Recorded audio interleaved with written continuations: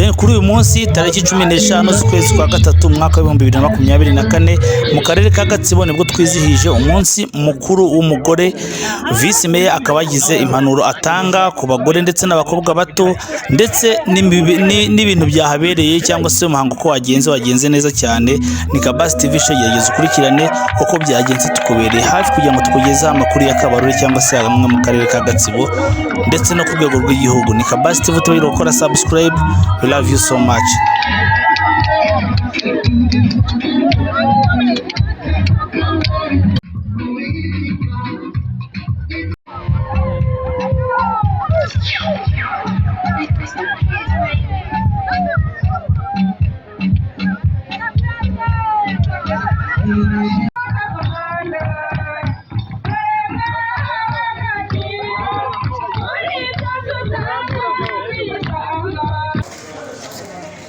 Akangaka rero ugafata gutya ukaba wakwinjiza mu itsinda, bashobora gukoreshwa mu gihe cy'amasaha 6. Mu Rwanda dufite amasantire de sante, mwajya mudukorera amahugurwa kuko dufite abagore benshi mu cyaro babyara izo nda za buri munsi n'abakobwa babyara inda zidateganyijwe. Dukeneye amahugurwa aza guhugura abo bantu, kuko ni kenshi natwe abayobozi ujya kumva ukumva ngo kanaka arabyatiriza yipimisha kwa muganga, muganga ntabazi abagore bo muri ako gace batwite iyo batamugeze imbere. Dufasha abantu bababaye cyane kuruta abandi dukoresheje ubushobozi dufite bitewe n'uko nta muterankunga tugira. Twebwe ubwacu turi abaterankunga bacu, tugera ku bakecuru bashaje. Bidufasha kugabanya impfu z'ababyeyi bababyara, kuko abana bafite ari bato bahura n'ingaruka nyinshi, harimo n'impfu kandi bakaba babona umubare w'ababyeyi bababyara. Twakurikirana rero abana bari batwite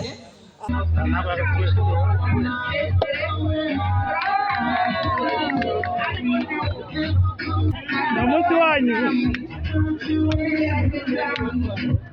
kiyazi mwese batatu.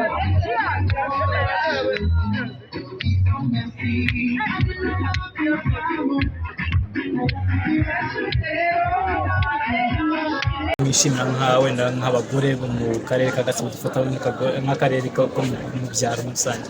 Murakoze cyane. Icyo twishimira mu myaka 30 twanagarutseho uyu munsi, navuga iterambere umugore amaze kugeraho.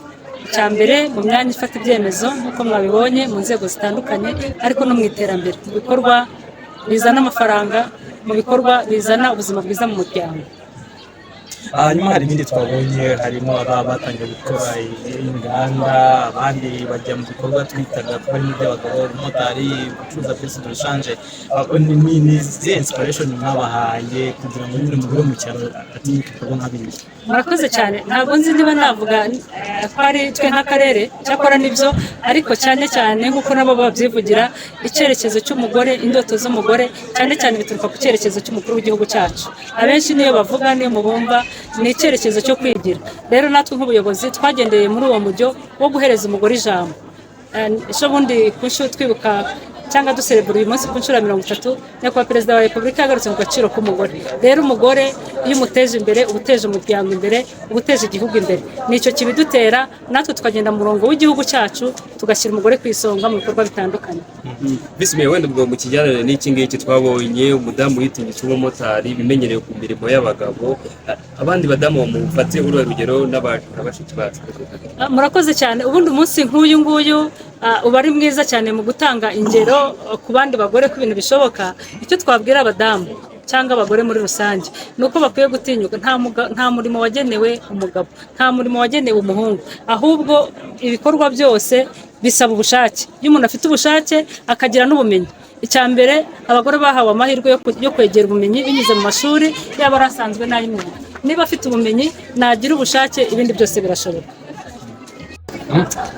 Vice Mayor, mu myaka nk'ibiri ishize cyangwa 3 akarere ka Gatsibo kazaga ku isonga mu turere twa mbere mu gihugu mu kugira abangavu bateye. Ubu ngubu bihagaze bite muri rusange? Murakoze cyane. Kugira ngo namwe nk'itangazamakuru n'ikibazo twakoranyeho dukora ubukangurambaga ku maradiyo atandukanye, ubuyobozi bw'akarere dufatanyije n'abafatanyabikorwa kuko twabonaga ari ikibazo gikomeye, imibare igenda izamuka kandi ntibihinduke mu myaka n'itatu ikurikiranye. Rero icyo twakoze twebwe nk'akarere dufatanyije n'abafatanyabikorwa, twakoze ubukangurambaga ahantu henshi hatandukanye ku maradiyo nk'uko nari bivuze, ariko hari ikintu gikomeye twavuga twakoze cyo kuzana umwana, kumushyira mu ruhare rwo kugira ngo nabo abashe kwirengera. Akenshi twabonaga dukora ibikorwa nk'ubuyobozi, tukabikora nk'abafatanyabikorwa, ariko tukibagirwa kuzana umwana. Rero hari karabu zashyizweho ku mudugudu, twise karabu turengera umwana, aho abana bahabwa amakuru, akamenya no kumuhohotera bitaraba, akabimenya mbere, akamenya ko umuntu urimo kumwegera amuganisha mu kumuhohotera. Izo karabu zakoze akazi gakomeye mu kuzamura imyumvire y'abana no kubaha amakuru kugira ngo amenye igihe agiye guhohoterwa. Ikindi twakoze ni ikigendanye no gukurikirana abateye inda abandi. Ni ukuvuga ngo dufite umufatanyabikorwa waduhaye umunyamategeko ku rwego rw'akarere, dufite umunyamategeko ukurikirana icyo gikorwa, gukurikirana bari abagabo bateye abana inda. Nabyo ubona bidufasha kuba urugero ku bandi, bagatinya bakumva yuko ari ikibazo ubuyobozi bitazarebera. N'ibyo bintu navuga bikomeye twashyizemo imbaraga. Ku bijyanye n'umukozi w'akarere ushinzwe gukurikirana abana, ku bijyanye na gahunda y'umudugudu y'Iyenda Utari Club, mubikora mute byo kugira ingamba muri rusange, ingamba measures? Ingamba nari mvuze, iya mbere ni zo gushyiraho karabu ku mudugudu zikora, zikurikirana cyangwa ziha umwana amakuru kugira ngo amenye ngo nahohoterwa bigenze gute, natanga amakuru gute. Iyindi ngamba ya kabiri nakomeje kubivuga ni ubukangurambaga, yaba ari ku maradiyo ndetse mu nzego no mu nteko z'abaturage aho duhurira nabo, ndetse tukanakorana n'abanyamadini. Kuri abanyamadini n'abafatanyabikorwa bakomeye badufasha muri ubwo bukangurambaga, ndetse tugakorana n'inzego z'umutekano mu gukurikirana ba bandi bateje ikibazo. Ikindi twavuga dukora ariko ni kuba bamaze guhura n'ibibazo, icyo twakwita response, gusubiza mu buzima busanzwe b'abana, kuko nabo twajyaga tubona iyo tutabitayeho arongera agatwara iyindi nda kuko bari mu bibazo. Rero twashyizeho uburyo bwo gukurikirana bari abana, tukabegera, tukabereka ibyababayeho, tukabafasha kubahuza n'imiryango yabo ngo bakire, ariko akagira n'ingamba zituma atazongera kugira umuntu wagira icyamushukisha icyo ari cyo cyose kugira ngo yongere gutwara inda. Nabyo tubibona nko mu buryo bwo kubitaho, bagasura mu mashuri yaba ari asanzwe ndetse n'ay'imyuga, ndetse tukabaha nk'ibikoresho nk'uko mwabibonye uyu munsi bishobora gutuma abasha kwigira, agasobanuka, akigira ku buryo n'uwatekereza kumushuka atabona amuhera. Murakoze cyane.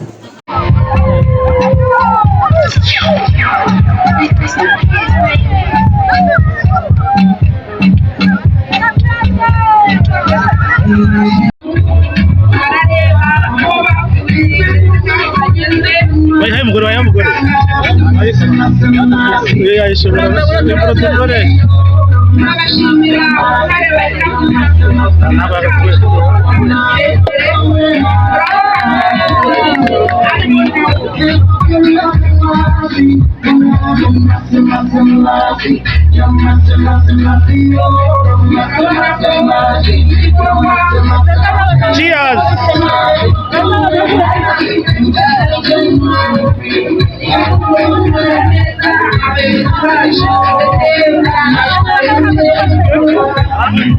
Umunsi wanyu.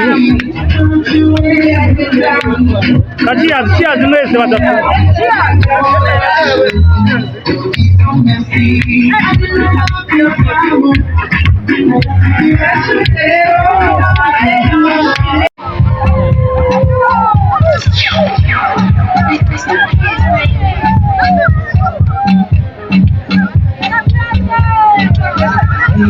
Nkuko nawe ubibona ngo mu maso yawe, twari ibyishimo bitandukanye ubwo Visi Meya akataga keke ari kumwe n'abandi bagore cyangwa se abategarugori ku munsi wabo, dore ko uyu munsi twawizihije ku itariki 15 z'ukwezi kwa gatatu umwaka wa 2024, umunsi w'umugore mu myaka 30 mu iterambere rye mu gihugu cy'u Rwanda. Nkuko ubibona twari ku kibuga cy'umupira niho byabereye, abasirikare bari bahari ndetse n'abapolisi, ibintu byari ibyishimo gutwariza hamwe. Reka dukomeze dukurikirana amakuru ukuntu byagenze. Ni kuri Kabasi TV, ukora subscribe. Murakoze kwa Visi Meya kandi twabonye amatisi akaba yicaye umuyobozi wa Ipa Rwanda. Ipa Rwanda ni umuryango nyarwanda uharanira uburenganzira bw'abagore ndetse n'abakobwa. Kuri uyu munsi w'umugore twishimiye natwe kubana n'akarere ka Gatsibo ndetse n'abafatanyabikorwa babo bose. Aha turi rero dufite umushinga witwa Izindi uburenganzira bwe. Ni umushinga uhereza amahirwe ya kabiri yo kwiga abana b'abakobwa cyangwa b'abangavu baba barasambanijwe bakabyara imburagihe. Ni umushinga ubafasha kongera gusubira mu miryango yabo, abenshi baba baranirukanywe mu miryango yabo, ndetse ukanabafasha no kubigisha kujyanye n'ubuzima bw'imyororokere no kubona serivisi zijyanye nabyo. Ndetse tunafasha n'ababyeyi, kuganiriza ababyeyi, tubahereza inyigisho zijyanye n'ihungabana, kuko nabo iyo abana babo bahungabanye nabo barahungabana, kugira ngo bongere kwakira abana babo bakora inshingano zabo. Bidusaba urugendo rwo kuganira. Ikindi dukora ni uko bifasha abamaze kwiga kugira ngo babone ibyo bakora bibabyarira inyungu, batazongera kugira ibibazo nk'ibyo bahuye nabyo mbere, cyane ko baba babaye ababyeyi bakiri batoya. Rero muri aka karere ka Gatsibo by'umwihariko dufite nk'abana 400, abangavu 400. Bamwe muri bo twashyize mu ishuri. Intego yacu ya mbere ni gusubira mu miryango, uburenganzira bwabo bukubahirizwa, ariko nanone bagahabwa amahirwe ya kabiri yo kwiga, kuko dusanga aricyo cyakemura ibibazo byinshi bafite. Hari abasubiye mu ishuri, mu mashuri asanzwe bitewe n'aho bari baracikishije, ndetse batabashobora gusubirayo kubera impamvu zo kubura aho basiga abana, z'ibindi bibazo bitandukanye nk'ababyeyi namwe murabizi, bituma batashobora kwiga umunsi ku wundi. Twashyizeho center hano Kabarore, aho abo bana bigira ndetse n'abana bakaba bafite aho barerera. Hari irerero ry'abana babo, kuko nk'umubyeyi wabasha kwiga umwana wawe adatekanye. Rero icyo dukora, dufite center hariya, aho dufite abakobwa bashoje kwiga imyuga, abakobwa 100 twatumiwe na Mastercard Foundation, kugira ngo bige bakurikije curriculum y'igihugu ya TVET, ndetse bakaba barahawe impamyabushobozi bahawe na Rwanda TVET Board. Ubu ngubu bamwe muri abo 136 babonye imirimo mu nganda ndetse n'i Kigali muri Rwanda Economic Free Zone. Sinubwo ubu bafite imirimo, noneho abasigaye ubu ngubu twabashakiye center aho bacururiza. Ubwo ngo iyo bamaze kwiga ntabwo tubareka ngo bongere basubire mu rugo, ahubwo tubahereza ibikoresho bijyanye n'ibyo bamaze kwiga, kugira ngo noneho bicururize, babyaze inyungu bwa bumenyi bahawe, bifashe bafashe n'imiryango yabo. Uyu munsi rero tukaba twaragira amahirwe yo kubona umuterankunga Canal Plus hagarariwe na Madame Letitia, baduhaye ibikoresho by'abana bashoje bya byiciro bya TVET kugira ngo tubashimire. Abana basigaye bahawe ibikoresho uko mubibona, harimo ubudozi, hariho abakora amasabune, harimo abakora ndetse n'ibijyanye n'ibikorwa byose bikoreshwa ifarini, imigati, amakeke. Turaza kubereka kuri center aho bazajya bigira, bakaba baraduhaye ibikoresho byose bijyanye n'iyo myuga. Abana bagiye gukora bacuruze, ariko tubafashe no kubona amasoko atandukanye mu karere, ari nako tubakorera mentorship bijyanye n'ubucuruzi, cyangwa se kugena nabo urugendo rwo gukora no gucuruza, kugira ngo ibyo bakora batabyangiza, bibagire umumaro, ariko banahereza imirimo urundi rubyiruko rutagira amahirwe kuza muri uyu mushinga.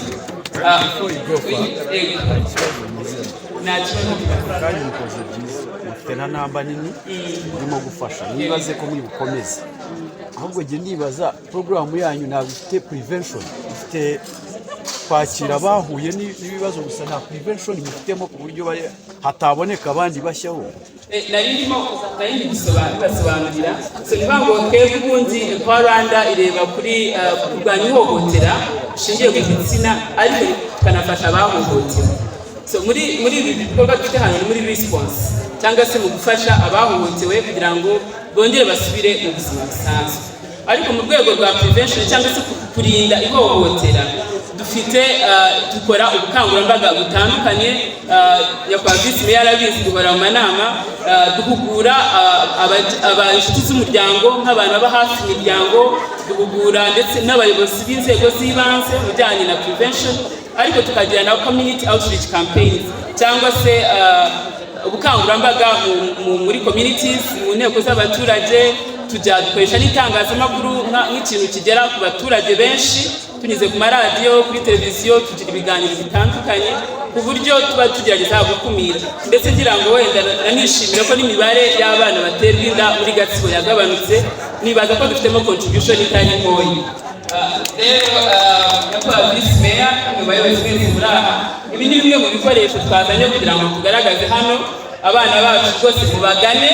Dufite sanse hariya hafi n'akarere, baracuruza, baradoda, bakora amakeke, bakora imigati, bakora amasabune y'ubwoko bwose.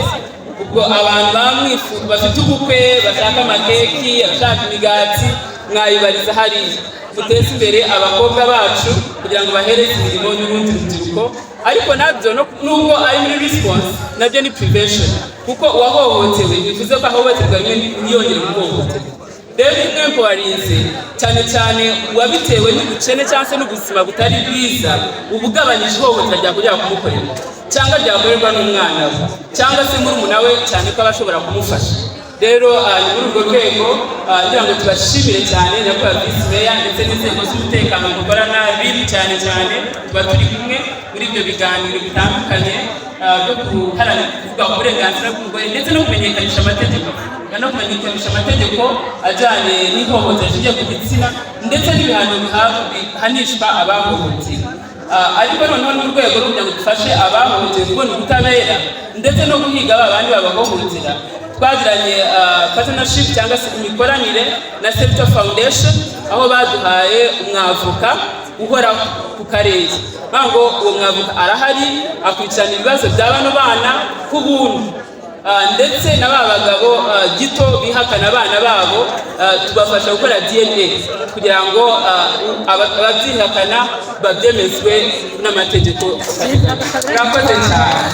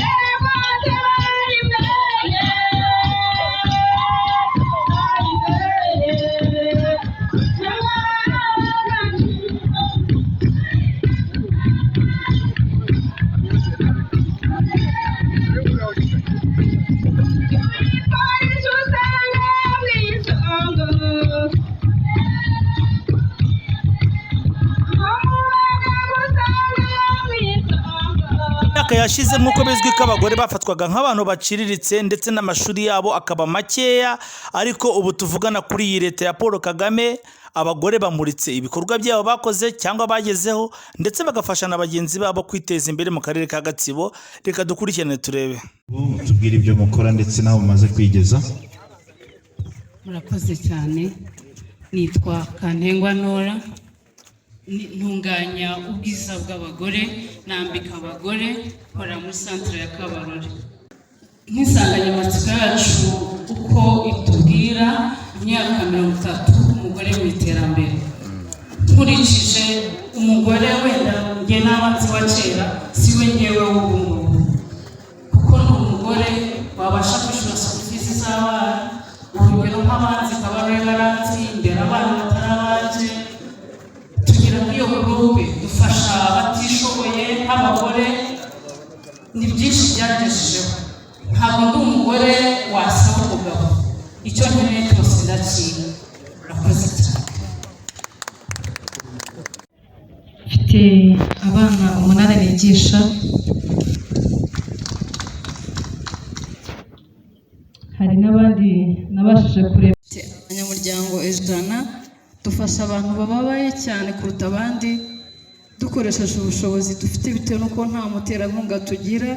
Twebwe ubwacu turi abaterankunga bacu, tugera ku bakecuru bashaje, tukagera ku babyeyi batagira abana batoya se bitewe n'ikibazo bafite.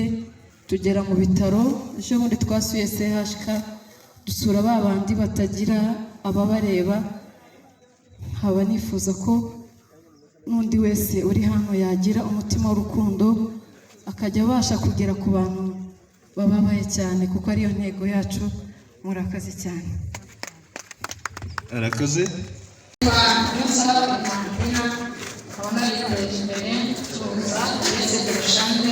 z'imodoka nk'abacururiza hariya Kabarore mu mujyi inyuma ya gare nshyashya uzamuka kuri uriya muhanda wa kaburimbo ugana ku muhanda w'isoko. Umukobwa witeje imbere turashaka kugira ngo duhuze n'iterambere ry'umukobwa. Ubitekereje ute kuza muri iyi business? Mu iterambere ry'umukobwa rero nabitekereje kubera yuko ngiye ubundi nkunda ikintu bita imodoka. Rero kubera ko nkunda ikinyabiziga cyo bita imodoka, narerebye nsanga muri uyu mujyi wacu wa Kabarore hagendamo imodoka zigiye zitandukanye kandi nini. Noneho ndeba izo modoka ndazireba ndavuga zikeneye pièce de rechange kuko ziba umunsi ku munsi.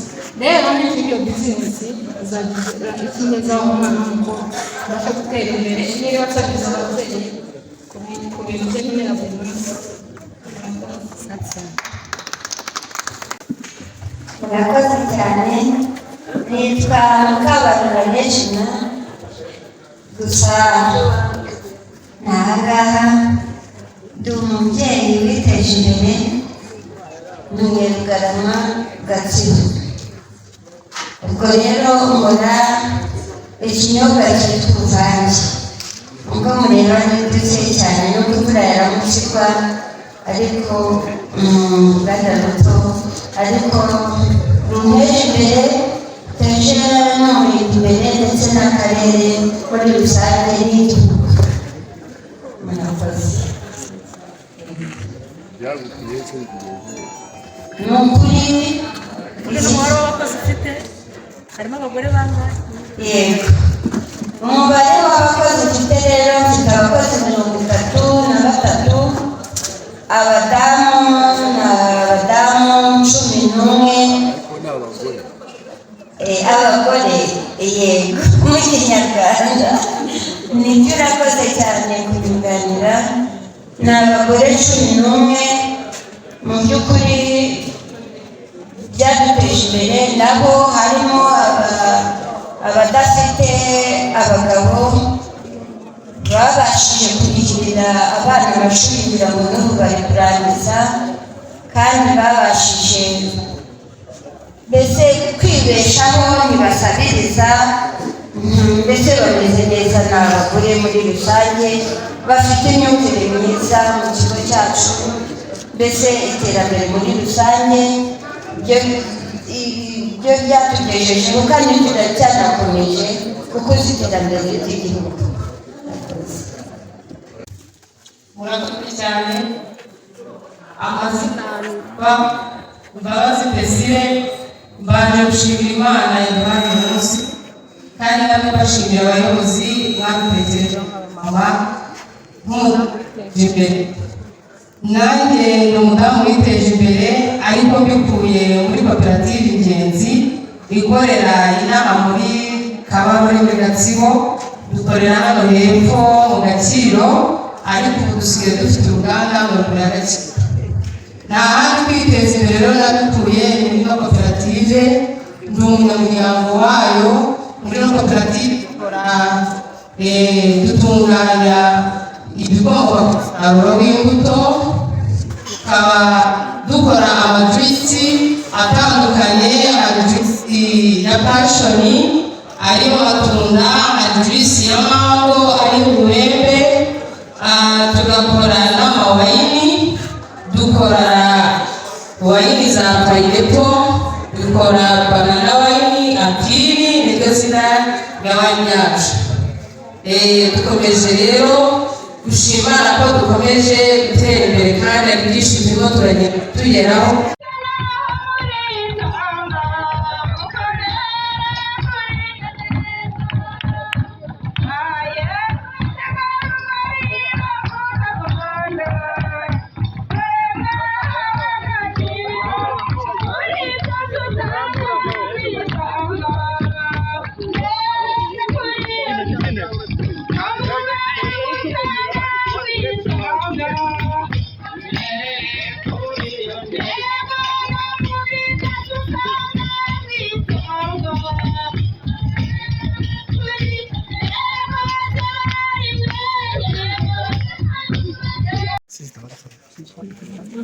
Murakoze cyane, ndamutse neza, nitwa Igihozo Yasina, abatangaha uhagarariye urugaga rw'imiryango rwitwa Rwanda Angels Forum, hakaba hari imiryango 139 ikora ku burenganzira bwa muntu ndetse no guteza imbere ubuzima. Rero muri iyo miryango hari imwe twazanye hano, harimo Strive Foundation Rwanda, HDI, harimo Imro Rwanda, harimo Medical Doctors for Choice, hakaba harimo na CLIT. Rero akaba ari imiryango itari ya leta ariko ifatanya na leta mu guteza imbere ubuzima bw'umugore ndetse n'abantu muri rusange, ariko by'umwihariko uyu munsi twaje kumurika ibyo dukorera abagore n'abakobwa. Rero muri makeya dukora ubuvugizi nka umbrella, kugeza bageraza kuvuga ibijyanye n'ibyo abandi bapakazi bakora bagera muri community, ariko nka umbrella twebwe dukorera ku rwego ruri national, aho dukora ubuvugizi kugira ngo ibitagenda neza mu mategeko bibashe guhinduka. Rero ubwo buvugizi dukora hifashishijwe ubushakashatsi tugenda dukora mu gutanga haba serivisi zihabwa abagore n'abakobwa, amategeko ahari muri rusange, hanyuma tugakora ubuvugizi tugendeye ku bibazo twagiye tubona byagaragaye muri ayo mategeko ashobora kuba abangamira uburenganzira bw'abagore n'abakobwa, cyangwa se no muri serivisi uko kwa muganga izo serivisi babasha kuzigeraho. Ni muri urwo rwego natwe twaje hano kugira ngo natwe tukurike ibyo dukora, ariko mugenzi wanjye yagera no kibitse muri ibyo bikorwa bimwe na bimwe ibyo dukora. Mbere yuko umupira ashaka kumva n'umuza yanyuzemo abagore bande, ntabwo tureba tuba twakoze igenzura neza muri rusange, ariko uhagarariye umbrella ni umugore. The executive secretary ni umugore on a national level.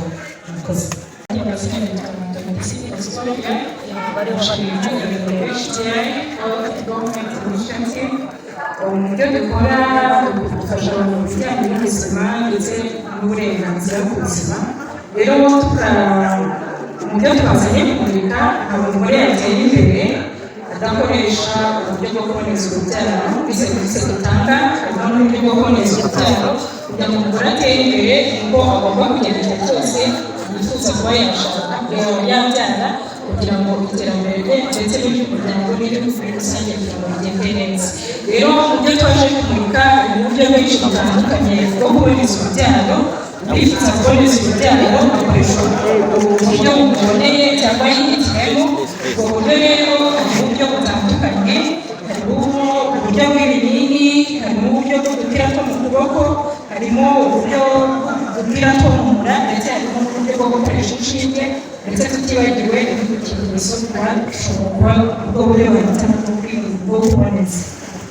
Ikindi dufitemo n'ubundi buryo umuntu ashobora gukoresha bwitwa emergency pills. Ubwo buryo umuntu abukoreshamo igihe yakoze imibonano mpuzabitsina ariko atari yiteguye kuba yasama, icyo gihe nabwo ashobora kubukoresha.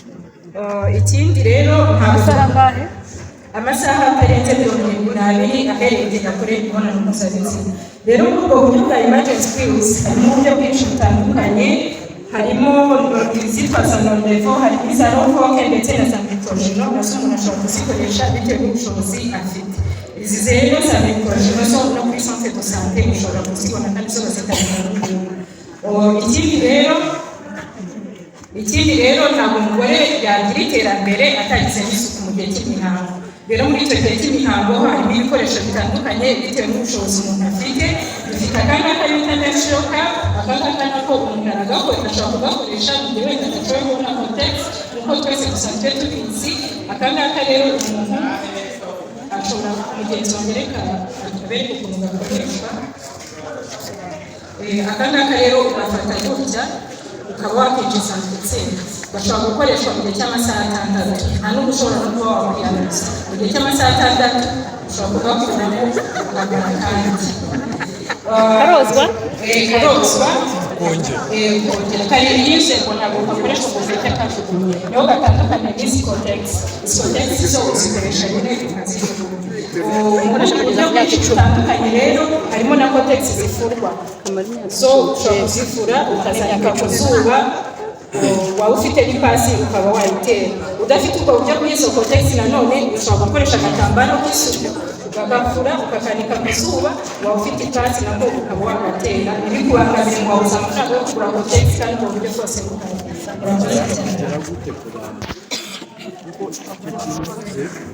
kiri kurusho. Ikintu cya mbere harimo ibintu biri kurusho. Ntushobora kuba developed utari na ariko noneho n'isuku. Izi message urimo kuvugira zigera gute ku mugore wo mu cyaro aho uri wo hasi?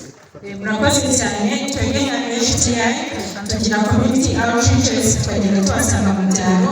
Noneho icyeze kuri ibyo dufite hotline number 3530. Ushobora guhamagaraho waba ufite ikibazo kijyanye n'uburenganzira, waba ufite ikibazo kijyanye n'ibintu bijyanye no kuboneza urubyaro, ikibazo cyose waba ufite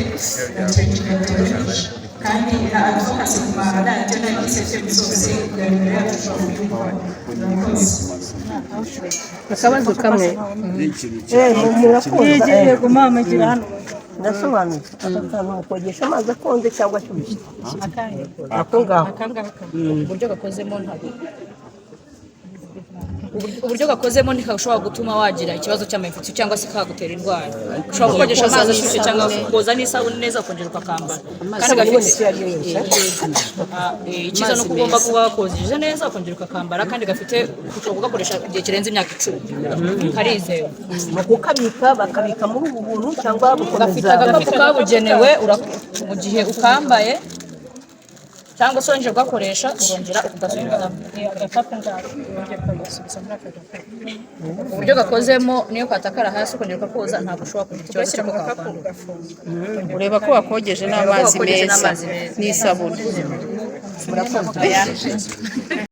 dukorera iburasirazuba hose n'umujyi wa Kigali tureba ko bitumeta.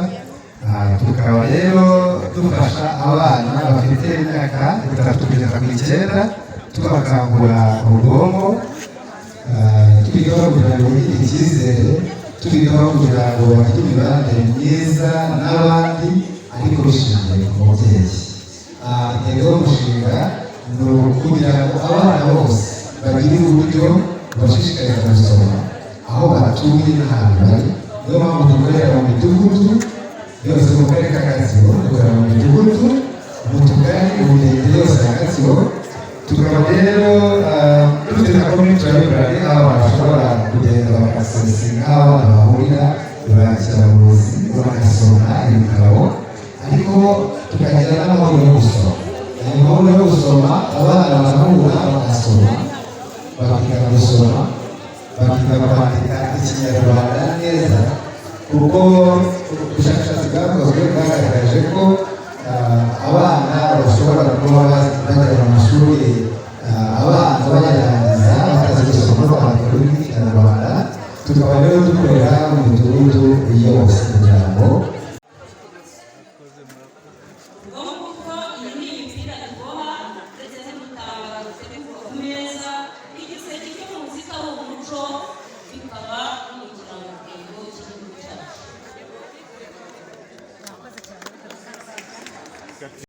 abafisiya umukuru w'ingabo n'abapolisi n'abandi bafatanyabikorwa turi kumwe nabo iyi sitandi ni akarama mubyeyi turi hano muri Gatsibo abafatanyabikorwa b'akarere kwita cyane ku buzima bw'umubyeyi n'umwana nk'uko izina ryacu rivuga karama mubyeyi bivuga ko nta mubyeyi ukwiye gupfa abyara nta n'umwana ukwiye gupfa avuka mu bikorwa rero bitandukanye dukora cyane cyane ko dukora ubuzima bw'imyororokere bwose twegera umwana ari mu nda tugasoreza kuri menopause numva ko ubuzima bw'umubyeyi tuba tubufite muri iki gikorwa cy'imurikabikorwa cyane turifuza kumurika igikorwa cyerekeranye n'ubukangurambaga mu kurwanya kanseri y'ibere mu minsi ishize twari muri mayoti turi kumwe na minisitiri w'ubuzima bagaragaza imibare y'uburyo kanseri y'ibere ica ababyeyi benshi haba mu gihugu cyacu no ku isi muri rusange nk'akarara mubyeyi rero iki gikorwa dusanganywe muri action plan yacu akarere karayifite visima yarabizi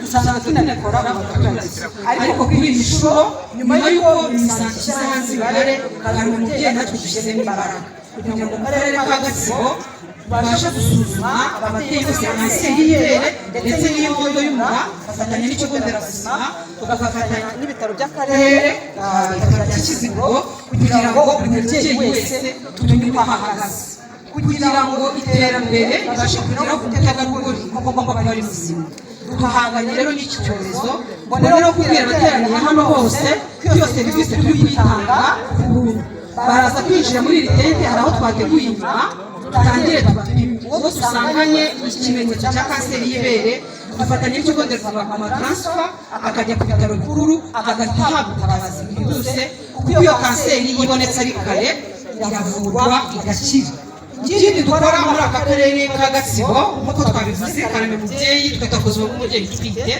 twageze muri aka karere kuko harimo abakobwa benshi batwite twebwe dutangirana n'ababatwite bidufasha kugabanya impfu z'ababyeyi baba babyara kuko aba bana batwite ari bato bahura n'ingaruka nyinshi harimo n'impfu kandi bakaba babana mu mibare y'ababyeyi babyara twakurikirana rero abana bari batwite tubaha uburyo twita prenatal consultation gukurikirana twite twagiye tubakura iwabo mu ngo kubera ko bagira ukuntu bihisha ukuntu badashaka kugaragara ihohoterwa bagera kuri bangiza mu buryo bwinshi twebwe rero twabasanze iwabo tubavanayo batwite turabakurikirana aba bakobwa bacu bose 85 babyaye nta n'ugize ikibazo arababyariye hano n'abagize ikigo uyu munsi ni amahoro bamaze kubyara rero icyabaye nuko twahakoze itsinda ry'abakobwa bamwe muri abo nabo mureba hano iryo tsinda ryo kwiguzanya ubwabo baguzanya amafaranga yabo akabateza imbere dukurikije uko basaza abana basa n'ubu basa ubungubu babona hari itandukaniro rinini dukora uburyo bwo kubakunda kubiyegereza kubabara nk'umuntu kandi bakora ko ejo hazaza hakiri heza rero bibaho ibikoresho bitandukanye muri ubwo buryo dusuzumamo kanseri y'ibere tubigendana n'indwara izi ndwara zitandura ariko zose zitwara umubare w'abantu benshi dupima isukari tugapima umuvuduko w'amaraso dukunda kwibasira abamama bakuze urumva rero abana bacu babakwiye kwitwa izo ndwara kandi murakoze cyane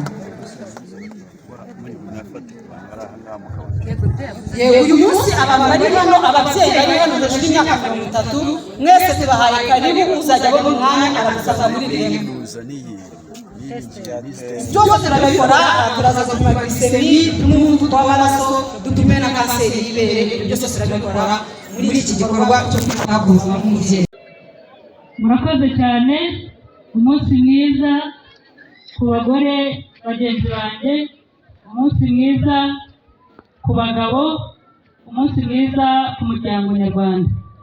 Ba nyakubahwa batandukanye turi kumwe muri uyu munsi, nyakubahwa uhagarariye za force mu karere kacu ka Gatsibo, nyakubahwa baje muhagarariye urwego rwa polisi, ahagarariye DPC, madamu umuyobozi w'inama y'igihugu y'abagore mu karere ka Gatsibo, madamu baje muhagarariye JAF, abafatanyabikorwa batandukanye mwafashe umwanya wanyu n'igihe n'ubushobozi mukaza kwifatanya natwe kuri uyu munsi. Abaturage by'umwihariko b'umurenge wa Kabarore, uyu munsi twongeye kwishimira ko twaje kwizihiza umunsi mpuzamahanga w'umugore ku nsanganyamatsiko igira iti imyaka 30 umugore mu iterambere. Twari tumaze imyaka ijya gushyira 3 duhora tuza ku isonga mu kugira umubare munini w'abangavu baterwa inda. Mboneraho umwanya wo gushimira abafatanyabikorwa batandukanye ntarondora aha, ariko abenshi twanababonye hariya muri stande zabo, imbaraga mwakoresheje, umuhati mwagize, mugahuza natwe imbaraga mu guhagurukira iki kibazo cyo guhashya, cyo kurwanya inda ziterwa abangavu. Nubwo twagabanyije imibare mu mwaka ushize, urugendo ruracyari rurerure, kandi ku cyifuzo nuko tudakwiye kuba tugira umwana w'umukobwa uterwa inda, umwana w'umukobwa ubyara, kubera ko ingaruka zizamo ni nyinshi. Dukomeze rero kugira ngo umujyi umwe tubicyahe cyangwa tubigabanye burundu. Hari abagore cyangwa se imiryango ikiri mu makimbirane, turacyabona ingo ziri mu makimbirane. Iyo dukoze ibarura, icyegeranyo gituruka mu mirenge, tubona ingo zijya kugera ziri hejuru y'igihumbi. Nubwo ari igikorwa tuzanakomeza mu kwezi kwahariwe kwiyamakaza ihame ry'uburinganire, abagore barenga ingo zirenga 200 mu mirenge yose twabonye zibanye mu makimbirane. Iyo urugo ruri mu makimbirane twabonye ingaruka nyinshi, nta terambere. Abadukiniye umukino hano mwabubonye, ingo ziri mu makimbirane zitumvikanye bigera ku mwana agahohoterwa ari mu rugo, ariko niyo ageze hanze za nkurikizi ziramukurikirana. Ariho dushimira Rwamurek yaje gufatanya natwe mu guherekeza imiryango mu byo bitwise urugendo rw'impinduka. Tubashimira ubwo bufatanye kandi tubizeza ko tuzakomeza kubikurikirana. Ibi inisiyative ya Rwamurek ahubwo bigahinduka umuco w'akarere ka Gatsibo. Mwatangiye ibikorwa byanyu mu mirenge mike, ariko turashima ko mugenda muzagura, kandi inyigisho mutanga turabona aricyo zimaze. Dusaba abamaze guhabwa seritifika uyu munsi biyemeje kugenda muri urwo rugendo rw'impinduka no gufasha imiryango ikiri mu makimbirane kugira ngo barusheho gusigasira umuryango nyarwanda wo gicumbi cy'iterambere. Turacyabona imiryango ibana itarasezeranye. Abanyamabanga nshingwabikorwa aribo banditsi b'irangamimerere barahari, nta kiguzi bisaba. Nahoze mvuga ko turi mu cyumweru cyahariwe ihame ry'uburinganire. Mwegere abanyamabanga nshingwabikorwa ndetse munadutangire ubutumwa. Gusezerana kw'imiryango tubibonamo inyungu nyinshi, kuko bituma abantu barushaho kugira kwiyemeza icyo twakwita commitment, kumva yuko umuntu yagiye mu nshingano zo kubaka urugo ndetse n'uburenganzira bw'abana bukubahirizwa. Turacyabona kandi imiryango iri mu bukene, ntabwo twabura kubikomozaho. Iyo ni imiryango mike ariko irahari, kandi n'inshingano za buri wese uri aha tuzagumya kuyikurikirana no kuyisigasira. Nk'uko rero insanganyamatsiko ibivuga, turimo kugenderaho kuri iyi nshuro 30 twizihiza umunsi w'abagore ndetse tunibuka urugendo rw'imyaka 30 u Rwanda rwibohoye. Nagira ngo dukomeze kubakira ku byagezweho, cyane cyane dusaba abagore twubakire ku byagezweho, amahirwe umugore yahawe mu gihugu muri izo nzego zose turusheho kuyasigasira, ndetse tunabitoza abakiri batoya, ubwo ndavuga abana b'abakobwa, tubatoza kwiga, tubatoza imico myiza, ndetse tubarinda ihohoterwa iryo ari ryo ryose. Ndasoza nshimira abafatanyabikorwa batandukanye, ntabwo twabona amagambo y'ubuyobozi bw'akarere dukoresha kugira ngo tubashimire uburyo mwaje kubana natwe. Twarafatanyije muri uru rugendo mu gutegura ndetse no kuba mwabanye natwe kuva mu gitondo kugeza izi saha, ni ibintu dushimira cyane.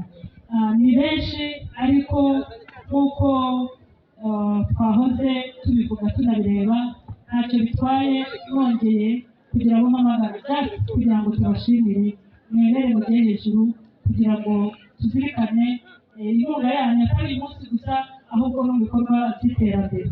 Hari Strive ndetse na Coalition, imiryango bafatanya mwakwigira hejuru, twongera kubabwira ko tuzirikana inkunga yanyu mwakoze cyane.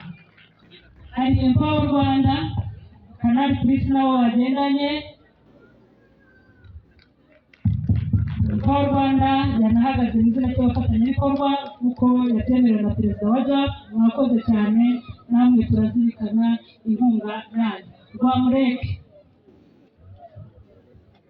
twabonye intumwa mwatwohereje, ariya ni amaboko akarere kungutse, kandi dufatanya no mu bindi byinshi bitandukanye. Birashoboka ko ari abandi bafatanyabikorwa twafatanyije bataje, AFC Rwanda, World Vision International, Plan International n'abandi bafatanyabikorwa. Mu izina ry'ubuyobozi bw'akarere turabashimiye kandi duha agaciro ibyo mukora. N'abandi mwese twafatanyije, abaturage ba Kabarore mwakoze kwitabira no kwizihiza uyu munsi. Dukomeze kugira umunsi mwiza w'umugore. murakoze cyane. Munyemerere duhuze ibiganza dushimire umuyobozi w'akarere ariwe mushyitsi mukuru, kandi twibuka ko dufite n'amahirwe menshi y'uko ari umugore kuri uyu munsi twizihiza ku nshuro ya 30 umugore mu iterambere.